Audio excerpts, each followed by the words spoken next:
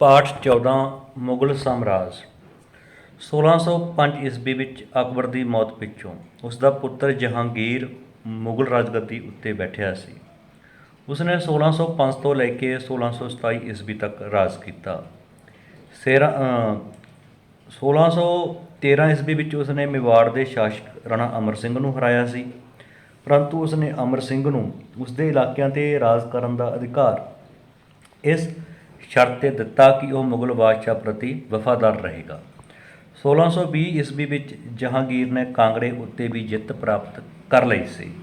ਜਹਾਂਗੀਰ ਨੇ ਦੱਖਣ ਵਿੱਚ ਵੀ ਮੁਗਲਾਂ ਦੇ ਪ੍ਰਭਾਵ ਦਾ ਵਿਸਤਾਰ ਕਰਨ ਲਈ ਅਹਿਮਦਨਗਰ ਦੇ ਕਿਲ੍ਹੇ ਨੂੰ ਜਿੱਤ ਲਿਆ, ਪਰੰਤੂ ਅਹਿਮਦਨਗਰ ਦੇ ਸੈਨਾਪਤੀ ਮਲਿਕ ਅੰਬਰ ਨੇ ਦੱਖਣ ਦੇ ਇਲਾਕੇ ਜਿੱਤਣ ਲਈ ਮੁਗਲਾਂ ਦਾ ਵਿਰੋਧ ਕੀਤਾ ਸੀ। ਈਰਾਨੀਆਂ ਨੇ ਅਫਗਾਨਿਸਤਾਨ ਵਿੱਚ ਕੰਧਾਰ ਦਾ ਇਲਾਕਾ ਜਹਾਂਗੀਰ ਪਾਸੋਂ ਖੋਹ ਲਿਆ ਸੀ। ਹੁਣ ਤੱਕ ਅਸੀਂ ਕੱਲ੍ਹ ਇਹ ਕੀਤਾ ਸੀ। ਅੱਜ ਅਸੀਂ ਕਰਾਂਗੇ ਜਹਾਂਗੀਰ ਦੇ ਦਰਬਾਰ 'ਤੇ ਨੂਰ ਜਹਾਂ ਦਾ ਪ੍ਰਭਾਵ। 1611 ਈਸਵੀ ਵਿੱਚ ਜਹਾਂਗੀਰ ਨੇ ਨੂਰ ਜਹਾਂ ਨਾਲ ਵਿਆਹ ਕਰਵਾਇਆ। ਜੋ ਨੂਰ ਜਹਾਂ ਸੀ ਉਸਦਾ ਪੂਰਾ ਉਹਦਾ ਨਾਮ ਸੀਗਾ ਮੇਹਰੂਨੁਸਾ। ਜੋ ਨੂਰ ਜਹਾਂ ਸੀ ਉਸਦਾ ਉਂਝ ਨਾਮ ਸੀਗਾ ਮੇਹਰੂਨੁਸਾ ਮੇਹਰੂਨੁਸਾ। ਪਰ ਉਹ ਬੜੀ ਸੁੰਦਰ ਅਤੇ ਬੁੱਧੀਮਾਨ ਇਸਤਰੀ ਸੀ, ਜਿਸ ਕਰਕੇ ਉਸਦਾ ਨਾਂ ਉਸਨੇ ਨੂਰ ਜਹਾਂ ਭਾਵ ਨੂਰ ਸਾਰੇ ਜਹਾਨ ਦਾ ਨੂਰ। ਉਹ ਰਾਜ ਦੇ ਸ਼ਾਸਕ ਪ੍ਰਬੰਧ ਵਿੱਚ ਦਿਲਚਸਪੀ ਲੈਂਦੀ ਸੀ। ਉਹ ਬਹੁਤ ਅਭਿਲਾਸ਼ੀ ਅਤੇ ਰਾਜ ਦੇ ਸ਼ਾਸਨ ਪ੍ਰਬੰਧ ਵਿੱਚ ਦਿਲਚਸਪੀ ਲੈਂਦੀ ਸੀ। ਜਹਾਂਗੀਰ ਮਹੱਤਵਪੂਰਨ ਰਾਜਸੀ ਮਾਮਲਿਆਂ ਵਿੱਚ ਉਸ ਦੀ ਸਲਾਹ ਲੈਂਦਾ ਸੀ। ਇੱਕ ਵਾਰ ਜਹਾਂਗੀਰ ਲੰਬਾ ਸਮਾਂ ਬਿਮਾਰ ਹੋ ਗਿਆ ਤਾਂ ਨੂਰ ਜਹਾਂ ਨੇ ਸਾਮਰਾਜ ਦੇ ਰਾਜ ਪ੍ਰਬੰਧ ਨੂੰ ਚਲਾਇਆ ਅਤੇ ਉਸ ਦੇ ਨਾਂ 'ਤੇ ਸ਼ਾਹੀ ਫਰਮਾਨ ਜਾਰੀ ਕੀਤੇ ਗਏ। ਇੱਥੋਂ ਤੱਕ ਕਿ ਜਹਾਂਗੀਰ ਅਤੇ ਨੂਰ ਜਹਾਂ ਦੇ ਨਾਂ 'ਤੇ ਸਾਂਝੇ ਸਿੱਕੇ ਵੀ ਜਾਰੀ ਕੀਤੇ ਗਏ। ਦਿੱਲੀ ਸਲਤਨਤ ਦੇ ਵਿੱਚ ਸਿਰਫ ਇੱਕ ਔਰਤ ਸੁਲਤਾਨ ਹੋਈ ਸੀ, ਰਜ਼ੀਆ ਸੁਲਤਾਨ, ਜੋ ਕਿ ਇਲਤੁਤਮਿਸ਼ ਦੀ ਪੁੱਤਰੀ ਸੀ, ਜਿਸ ਨੇ 1240 ਈਸਵੀ ਤੱਕ ਰਾਜ ਕੀਤਾ ਸੀ। ਜੋ ਰਜ਼ੀਆ ਸੁਲਤਾਨਾ ਸੀ ਉਸਨੇ 1236 ਤੋਂ ਲੈ ਕੇ 1240 ਈਸਵੀ ਤੱਕ ਰਾਜ ਕੀਤਾ ਸੀ ਅਤੇ ਦਿੱਲੀ ਸਲਤਨਤ ਦੀ ਉਹ ਪਹਿਲੀ ਇਸਤਰੀ ਸੁਲਤਾਨ ਸੀ। ਤਾਂ ਮੁਗਲ ਸਾਮਰਾਜ ਦੇ ਸਮੇਂ ਅਸੀਂ ਨੂਰ ਜਹਾਂ ਨੂੰ ਮੁਗਲ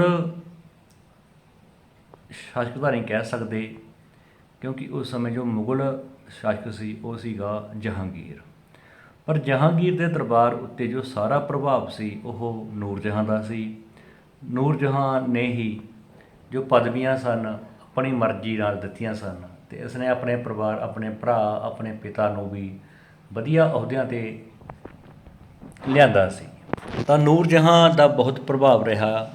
ਜਹਾਂਗੀਰ ਲੰਬਾ ਸਮਾਂ ਬਿਮਾਰ ਹੋਣ 'ਤੇ ਨੂਰ ਜਹਾਂ ਨੇ ਸਾਮਰਾਜ ਦੇ ਰਾਜ ਪ੍ਰਬੰਧ ਨੂੰ ਚਲਾਇਆ ਸੀ ਅਤੇ ਉਸ ਦੇ ਨਾਂ 'ਤੇ ਸ਼ਾਹੀ ਫਰਮਾਨ ਜਾਰੀ ਕੀਤੇ। ਜੋ ਸ਼ਾਹੀ ਫਰਮਾਨ, ਜੋ ਔਡਰ, ਹੁਕਮ ਹੁੰਦੇ ਸਨ, ਕੀ ਕਰਨਾ ਕੀ ਨਹੀਂ ਕਰਨਾ, ਤਾਂ ਉਹ ਸਾਰੇ ਜੋ ਫਰਮਾਨ ਸੀ ਉਹ ਵੀ ਨੂਰ ਜਹਾਂ ਦੇ ਨਾਂ 'ਤੇ ਹੀ ਜਾਰੀ ਹੋਣ ਲੱਗੇ ਸਨ। ਭਾਵ ਜਿਸ ਕਹਿ ਸਕਦੇ ਵੀ ਆਖਰੀ ਹਸਤਾਖਰ ਉਹਨਾਂ ਦੇ ਉੱਤੇ ਨੂਰ ਜਹਾਂ ਦੇ ਹੁੰਦੇ ਸਨ। ਅਤੇ ਨੂਰ ਜਹਾਂ ਦੇ ਅਤੇ ਜਹਾਂਗੀਰ ਦੇ ਨਾਂ ਉੱਤੇ ਸਾਂਝੇ ਸਿੱਕੇ ਵੀ ਜਾਰੀ ਕੀਤੇ ਸਨ। ਭਾਵ ਇਹਨਾਂ ਦਾ ਨਾਂ ਹੁੰਦਾ ਸੀ ਜਾਂ ਇਹਨਾਂ ਦੀ ਇਕੱਠਿਆਂ ਦੀ ਫੋਟੋ ਹੁੰਦੀ ਸੀ।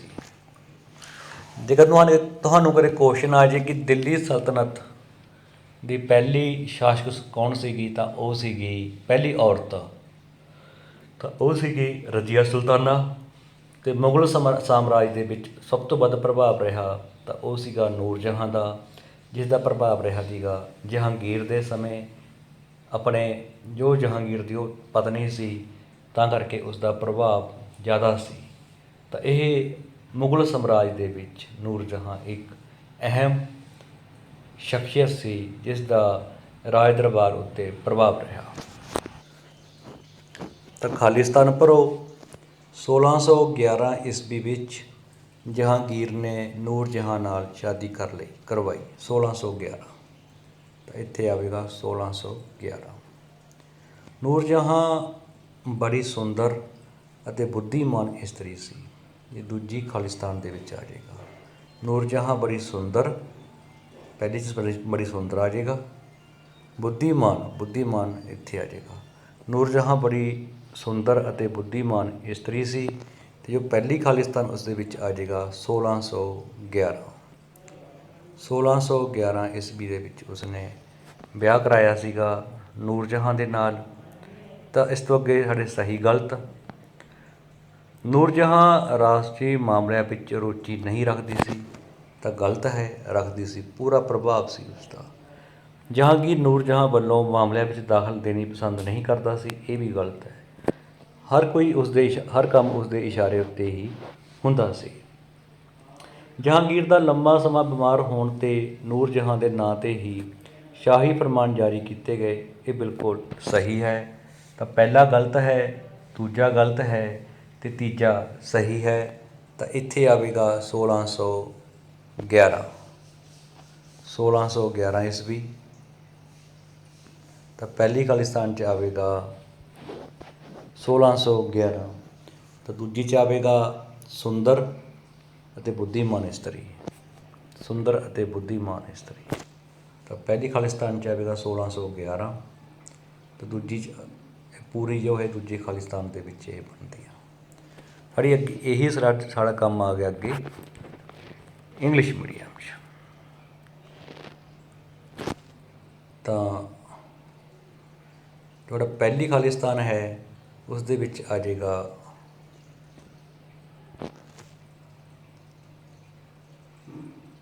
ਪਹਿਲੀ ਖਾਲਿਸਤਾਨ 'ਚ ਆ ਜਾਏਗਾ in 1611।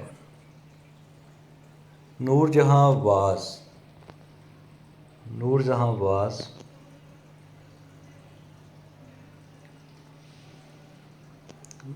Was not only beautiful but also intelligent. ਜੋ ਇਹ ਦੂਸਰਾ ਹੈ ਸਾਡਾ ਸਾਰਾ ਹੀ ਦੂਸਰੀ ਫਿਲਿੰਗ ਦੀ ਬਲੈਂਕ ਦੇ ਨਾਲ ਤੁਸੀਂ ਕਰ ਸਕਦੇ ਹੋ। ਤਾਂ ਸ਼ੀ ਦੀ ਥਾਂ 'ਤੇ ਨੂਰ ਜਹਾਂ ਆ ਗਿਆ। ਸ਼ੀ ਕੱਟ ਕੇ ਨੂਰ Jahan was not only beautiful. ਇੱਥੇ ਨੋਟ ਓਨਲੀ ਬਿਊਟੀਫੁਲ ਆ ਜਾਏਗਾ ਐਂਡ ਇੰਟੈਲੀਜੈਂਟ ਆਲਸੋ। ਤਾਂ ਮੈਂ ਦੁਬਾਰਾ ਦੱਸ ਦਿੰਦਾ, ਸਾਡੀ ਜਿਹੜੀ ਪਹਿਲੀ ਫਿਲਿੰਗ ਦੀ ਬਲੈਂਕ ਆ ਇਹਦੇ ਵਿੱਚ ਆਵੇਗਾ 1611।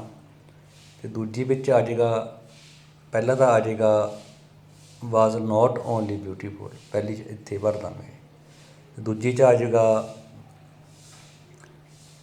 ਐਂਡ ਇੰਟੈਲੀਜੈਂਟ, ਇੱਥੇ ਆ ਜਾਏਗਾ ਇੰਟੈਲੀਜੈਂਟ।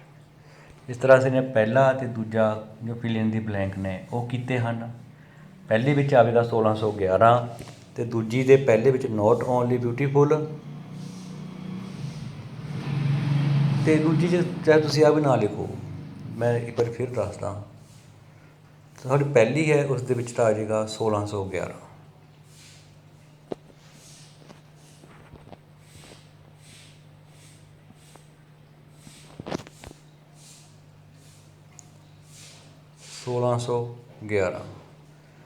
ਜੋ ਸਾਡੀ ਸੈਕਿੰਡ ਹੈ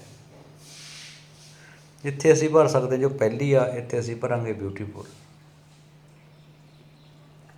ਪਹਿਲੀ 'ਚ ਬਿਊਟੀਫੁਲ ਭਰ ਲਾਂਗੇ ਅਤੇ ਜੇ ਦੂਜੀ ਆ ਇਹ ਇੱਥੇ ਆ ਜਾਊਗਾ ਇੰਟੈਲੀਜੈਂਟ। ਤਾਂ ਪਹਿਲੀ 'ਚ ਬਿਊਟੀਫੁਲ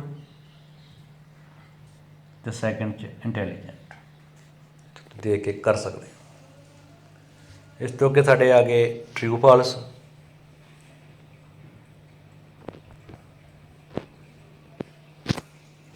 ਤਾਂ ਪਹਿਲਾ ਫਾਲਸ ਹੈ, ਸੈਕਿੰਡ ਵੀ ਫਾਲਸ, ਥਰਡ ਟਰੂ। ਇਸ ਤਰ੍ਹਾਂ ਅਸੀਂ ਅੱਜ ਵਾਲੀ ਸਲਾਈਡ ਦਾ ਕੰਮ ਇੰਗਲਿਸ਼ ਅਤੇ ਪੰਜਾਬੀ ਮੀਡੀਅਮ 'ਚ ਕੀਤਾ।